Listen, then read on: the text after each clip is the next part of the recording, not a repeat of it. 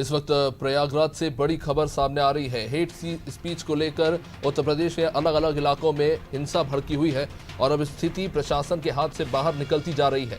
अभी अभी जानकारी मिली है कि एडीजी प्रयागराज की ही गाड़ी में तोड़फोड़ हो गई है। प्रयागराज में स्थिति हाथ से निकलती जा रही है। इलाके में काफी ज्यादा तनाव फैला हुआ है। प्रदर्शनकारियों ने एडीजी की गाड़ी में जमकर तोड़फोड़ की है।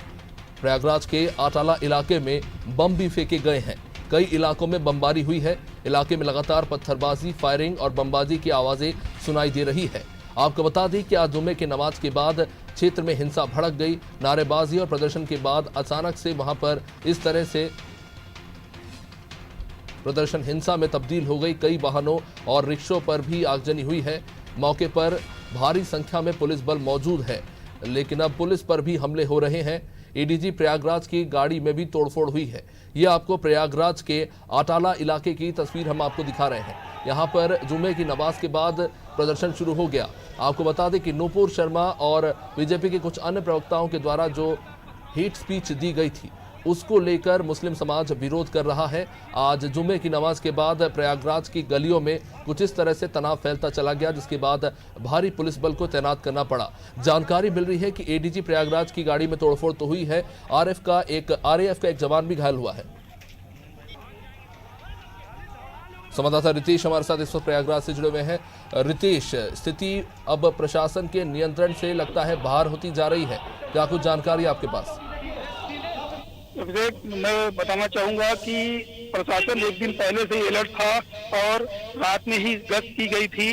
कप्तान सहित कई आला अधिकारी गश्त पर थे और सुबह से ही यहाँ पर भारी फोर्स बल तैनात कर दिया गया था। मगर जैसे ही जुमे की नमाज खत्म हुई, वैसे ही जो नमाजी थे वो सड़क पर उतर आए और प्रदर्शन करने लगे और नारेबाजी करने लगे। नारेबाजी को देख जब पुलिस ने उनको रोकना चाहा तो उन्होंने पुलिस पर पथराव कर दिया। पुलिस का पथराव देख पुलिस ने उन पर लाठियां भाजी और दोनों तरफ से काफी देर तक पथराव होता रहा। लेकिन जब स्थिति नियंत्रण में नहीं रही तो पुलिस को आंसू गैस भी छोड़ना पड़ा। स्थिति ये है कि इस समय पुलिस की हाथ से ये स्थिति बन गई है कि अब इसको कैसे रोका जा सके। जी रितेश, एक दिन पहले ऐसी अफवाह फैलने लगी थी कि कई जगहों पर ऐसी हिंसा भड़क सकती है। ऐसे में पुलिस ने पहले से ही कई फोर्सेस को तैनात किया था, खासतौर से संवेदनशील इलाकों में और जो मिश्रित इलाके हैं जहां अलग अलग समुदाय के लोग एक जगह पर रहते हैं। उसके बाद हालात इस तरह के कैसे बन गए? नमाज के बाद आखिर इस तरह से हिंसा कैसे भड़क गई? जैसा पुलिस का अनुमान है कि ये लोग पहले से ही अनुमान लगा के बैठे हुए थे कि हमको प्रदर्शन करना है। इनके कई भी संगठन के लोग थे, इनकी मीटिंग भी हुई थी, लेकिन उसके बावजूद भी ये लोग जैसे ही नमाज खत्म हुई वैसे ही सड़क पर उतर आए और नारेबाजी करने लगे। पुलिस ने स्थिति को नियंत्रण पे न देखते हुए कि स्थिति बिगड़ जाएगी, उसके बाद भारी फोर्स मंगा ली गई, जो कि सुबह से ही भारी फोर्स यहाँ पर पहले से ही मौजूद थी। उसके बाद स्थिति बिगड़ जाए इससे पहले उसको नियंत्रण किया जाए, लेकिन स्थिति इतनी बिगड़ गई कि आंसू गैस छोड़ने पड़े और अभी भी स्थिति काबू में नहीं है और प्रशासन लगातार उसमें लगा है कि इनको कैसे समझा बुझाकर वापस किया जाए।